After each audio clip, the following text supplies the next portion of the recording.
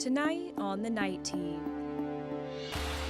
A 15-year-old in Elizabethtown is dead, shot and killed by another 15-year-old. Now the teen and a 21-year-old man are in custody. That's tragic. A night of heartbreak in Hardin County.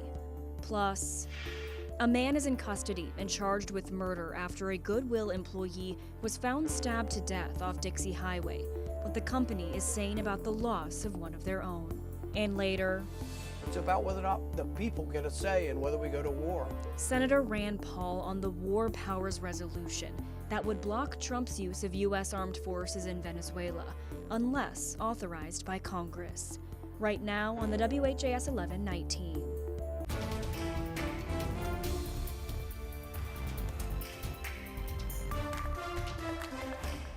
In Elizabethtown, 15-year-old is dead after being shot by another teenager in a Lowe's parking lot. Thanks for joining us here on the Night Team. I'm Alex Dieterer. The teenage suspect has been charged with murder. The WHAS 11 Night Team's Clarice Shaley and photojournalist Connie Offit tell us how this isn't the only person who received charges in the case.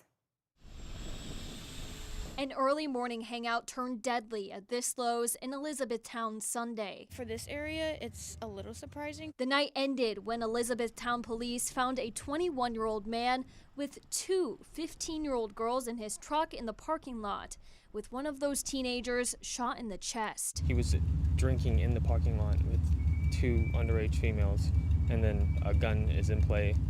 That's not responsible. Bryce Pressler, an Elizabethtown resident, was just at the Lowe's Saturday night. Police say they were called to the area a little after 2:30 in the morning and found 21-year-old Brian Harbison performing CPR on the shooting victim. The teenage girl later died, and the other teen admitted to shooting her, according to Public Affairs Officer for E-Town Police, Chris Denham. The family of the deceased, when notification was made, they thought that their child was asleep in bed, and they were being told that her life was taken. Police say Harbison met the girls on Snapchat and believed the victim to be 18 years old. Police say he bought them alcohol and picked them up. They then went to the Lowe's parking lot to hang out and drink.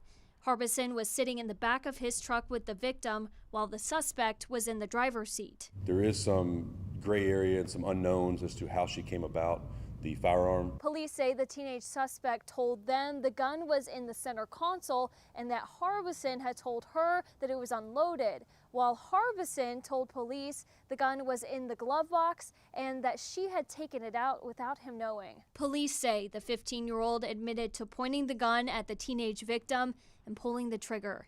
The teenagers' names haven't been released to protect them and for the family's privacy. That would be the worst news of the day, was to find out that one of these people are like a friend's sister. The close-knit Elizabethtown tries to understand how this could happen to two teenage girls. With photojournalist Connie Offit, Clarice Shaley, WHAS 11 Night Team, on your side. Harbison has been charged with unlawful transaction with a minor and wanton endangerment. He's being held in the Hardin County Detention Center. But this, unfortunately, is just one of the tragedies that happened overnight in Elizabethtown. On a report of a vehicle versus pedestrian collision, the pedestrian, who is an adult male, and we're holding that name pending family notification, was killed upon impact. He did die at the scene. The suspect, a juvenile male, did flee the scene initially. He went home, and a sibling brought him back to the scene immediately. He has been charged with leaving the scene of the collision. And you just heard again from Elizabethtown Police Public Affairs Officer Chris Denham. A man was found dead after being hit by a car late last night. Police say the driver of the car was a juvenile, and he was driving southbound when he hit a man who was walking in the car's lane. The man was pronounced dead at the scene, and this crash is still under investigation. Some new information tonight. Indiana State Police is investigating the death of an inmate at the Washington County Jail. ISP says at around 4 this afternoon, jail officials were alerted that 61-year-old David Scott Elliott was unresponsive in his bunk. While ISP says no foul play is suspected, his death does remain under investigation. And sad news out of Indianapolis, a 2-year-old is dead after a house fire broke out in southern Indianapolis last night. According to the Indianapolis Fire Department, firefighters arrived on scene to a house fire along Finley and Boyd Avenues in southern Indianapolis around 10 last night.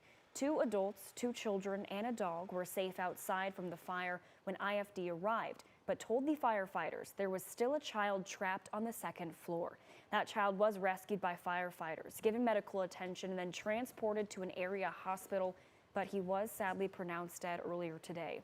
IFD says fire investigators have ruled the fire as accidental, with electrical as the possible cause. And here in Louisville, LMPD is investigating the death of a Goodwill employee after a fatal stabbing in the Pleasure Ridge Park neighborhood. Officers were called to the incident on Dixie Highway around 6:30 this morning. LMPD arrested and charged Joshua Burton with murder in connection to this case. According to Burton's arrest citation, officers arrived to find a man with a fatal stab wound in the Goodwill facility's trailer. He later died at the scene. Burton was later found just 1 mile away and arrested in connection to the incident after officers reviewed the footage from the cameras around the Goodwill. In a statement, Goodwill Kentucky Director of Risk Management said, in part, quote, "We are heartbroken by the tragic loss of one of our employees. Our thoughts and deepest condolences are with their family, loved ones, and coworkers during this incredibly difficult time. We are deeply concerned about the safety and well-being of our team members, and we are fully cooperating with Metro Police as they conduct their investigation. Anyone with information related to this case is encouraged to call the anonymous tip line. That number is 574-LMPD. LMPD also responded to a report of a shooting in the parking lot of the Durham Mart gas station on 7th Street earlier this morning, and it was there that officers found a man with a gunshot wound inside a car. This is a look at the scene shortly after that. The victim was transported to University Hospital in critical condition. LMPD believed the suspect had been shot by a person in another car that then fled the scene. LMPD is currently investigating the situation, and we will continue to keep you updated on our website. That's WHAS11.com. And we have an update for you tonight on an incident from Frankfort. The Franklin County Coroner's Office has confirmed the identity of the victim from yesterday's fatal crash on I-64. 30-year-old Ryan Ebler of Martinsville, Indiana, was hit by a homicide suspect Kentucky State Police were pursuing in a separate incident. The operator of the vehicle, who's identified as Marcus Boughton, is uninjured, and KSP are continuing to investigate Ebler's death. Kentucky Governor Andy Beshear earlier this week sent a message to America in a speech that's supposed to be about where he wants to spend your tax dollars in his state of the Commonwealth. WHAS 11 political reporter Isaiah Kim Martinez and photojournalist Aspen Hester were there with the report from the Kentucky History Center. Well, it was Governor Beshear's State of the Commonwealth, but it was the words American Dream that the governor mentioned more than any other, some 20, 30 times throughout his speech. And there was a little tidbit there, a little message that he gave, possibly a hint at his political future. This is my 7th State of the Commonwealth and my last budget address in this job. Governor Andy Beshear was not just talking to Kentuckians in his annual state address from Frankfort. He says he was speaking to the American people, too. As leaders, we have a responsibility to reignite and refuel the American dream. For the sake of future generations, it must burn bright in the minds of our people. Beshear, who some consider a potential 2028 presidential candidate, leaned into the national theme. But with the challenge of tariffs, national uncertainty, and more, life's going to be a little tougher than in the past. Without action, Kentuckians are going to suffer. The speech was also Beshear's pitch to Kentucky lawmakers. He pushed for major investments in pre-K for all 4-year-olds, housing, and a $125 million fund for rural Kentucky hospitals as they deal with federal cuts to Medicaid. We simply cannot allow our rural hospitals to close, and we cannot accept a future where a Kentucky woman must travel several hours just to give birth. Of all Beshear's ideas, Republican Kentucky Senator Philip Wheeler appeared most open to the rural hospital funding. Clearly, we want to make sure that our rural hospitals have the stability and the funds necessary to continue serving their local communities. Something the governor did not mention was his signature economic achievement, the Blue Oval SK battery plant in Glendale, choosing to end operations in December, just months after getting started. Kentucky Senate President Robert Stivers, a Republican, is not happy about that. That's now become the biggest boondoggle of economic recruitment in the state's history.